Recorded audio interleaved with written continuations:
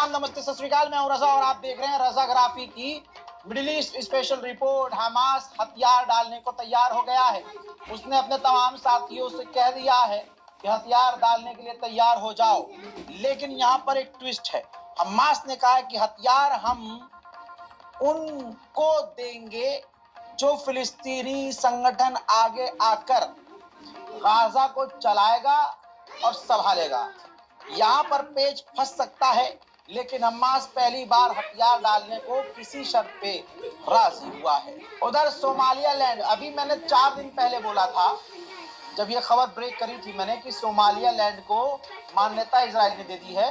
तो आप तमाम मेरे अपनों को याद होगा जिन्होंने मेरी वो रिपोर्ट देखी थी, मैंने ही कहा था कि देखिएगा इतनी जल्दी डील होगी कि हमें अपनी आंखों पर यकीन नहीं होगा। अब देखिए दोस्तों, इजराइल की बड़ी बड़ी कंपनियां सोमालियालैंड पहुंची हैं वहां अपना बिजनेस पसारने के लिए और वहां अपना काम काज बढ़ाने के लिए। हजरात, 10 ರೂಪಾಯಿ ಟಿಪ್ಸ್ ಸಾಕಲ್ವಾ? ಬಾಸ್ನ ಮೆಸೇಜ್ ಗೋಲ್ಡ್ ಖರೀದಿಸ್ತಿದ್ದೇನೆ ಕಣೋ. ಫೋನ್ನಲ್ಲಿ?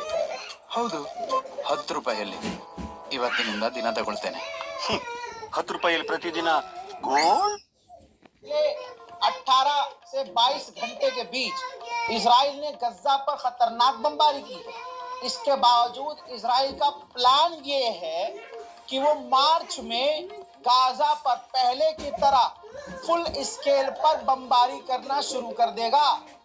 यहाँ पर ट्विस्ट ये है कि इसके लिए उसे ट्रंप की परमिशन चाहिए होगी, और आपको पता है कि ट्रंप परमिशन नेतन्याहू को ऐसे दे देगा। उधर हमास की डेलीगेशन इजिप्ट की राजधानी कायरो पहुंच गई है इजराइल से सेकंड फेज की बात करने के लिए।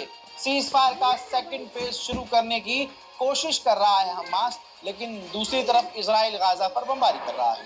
हजरात, खान यूनिस गाजा का एक खास इलाका, तस्वीर सैटेलाइट की है, ध्यान से देख लीजिए। गाजा के अंदर इजराइल खान यूनिस में मिलिट्री बेस बना रहा है। नया मिलिट्री बेस खान यूनिस के अंदर इजराइल बना रहा है। हजरात, ममदानी कोशिश ये कर रहे थे कि न्यूयॉर्क में इजराइल की कंपनियां ज्यादा कंट्रोल ना करें और ज्यादा ना फैलें। मामला चला गया अमेरिका की कोर्ट में, और अमेरिका की कोर्ट से फैसला आया ममदानी के खिलाफ कि इजराइल की कंपनियों पर किसी तरह से आप कंट्रोल या उन्हें पाबंदी में नहीं रख सकते। आपने अर्जेंटीना का नाम सुना है? सुना होगा। अर्जेंटीना का जो राष्ट्रपति है वो भाई साहब यहूदी टोपी लगाकर अक्सर वो इजराइल पहुंचता है, और वो जो दीवार होती है बैतुल मुकद्दस वाली, पीछे की साइड वाली, जहां पर यहूदी जाकर हाथ लगाकर जो भी अपना करते हैं धार्मिक चीजें, तो वो भी करता है। और अर्जेंटीना हमेशा कट्टर इजराइल का साथी रहा है। अब यहाँ पर मामला क्या है? अर्जेंटीना इजराइल के अंदर जेरूशलम में अपनी एम्बेसी खोलने वाला था, लेकिन उसने कैंसिल कर दिया प्लान। क्यों?